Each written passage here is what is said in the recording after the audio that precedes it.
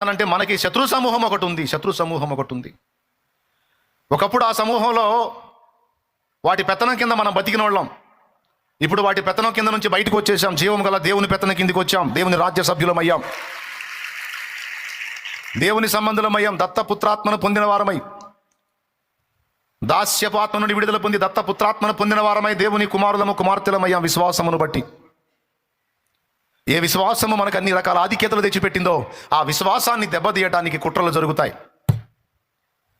మనల్ని విశ్వాస భ్రష్టత్వంలోనికి తీసుకెళ్ళటానికి కుట్రలు జరుగుతాయి. అందుకే పౌలు అన్నాడు, మంచి పోరాటం పోరాడాను, నా విశ్వాసానికి ఎన్ని రకాల ఉపద్రవాలు వచ్చినా, ఎన్ని సవాళ్ళు వచ్చినా అన్నిటిని అధిగమించి నా విశ్వాసాన్ని అయితే ఇప్పటి వరకు కాపాడుకుని ఉన్నాను. ఇక మీదట నాకు నీతి కిరీటం ఉంది అన్నాడు. ఆ నీతి గల న్యాయాధిపతి నాకే కాదు, తనను ప్రేమించే వాళ్ళందరికీ కూడా ఇస్తాడనే మాట ఆయన మాట్లాడతాడు. ప్రియమైన దేవుని బిడ్డలారా,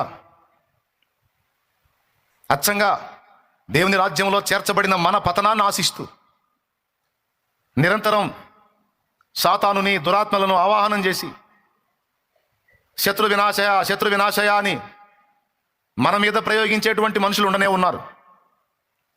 మన నాశనాన్ని కోరి మనకు తెలియదు, వాడికి మనకు ఆశ తగాదలు లేవు, పాడు లేదు, వాడు మనం ఎవరో తెలియదు. కానీ వాడు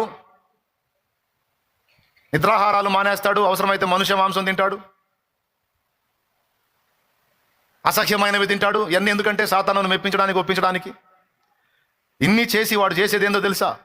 భూమి మీద దేవుని పిల్లలు, దైవజనులు, దేవుని పాత్రలు దెబ్బతినాలి, సాతాను రాజ్యం స్థిరపడాలి, దైవరాజ్యం విచ్ఛిన్నమైపోవాలని వాళ్ళు నిరంతరం దుష్టుని సేవిస్తూ ఆహ్వానిస్తూ దేవుని పిల్లల మీద నిరంతరం అదొక విధమైన దాడి. అలాంటి విజ్ఞాపనకర్తలను ఏర్పరచుకున్నాడు సాతాను మనుషుల్లోనే. కొంతమంది అయితే మనుషులు తమంతటా తామే తమ ఆత్మలను అప్పచెప్పుకున్నారని తెలుసా మీకు?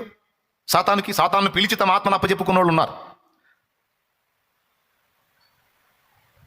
ఒక పక్క మనుషులు, ఒక పక్క దురాత్మలు, దుష్టశక్తులు, అంధకార శక్తులు, అపవిత్రాత్మలు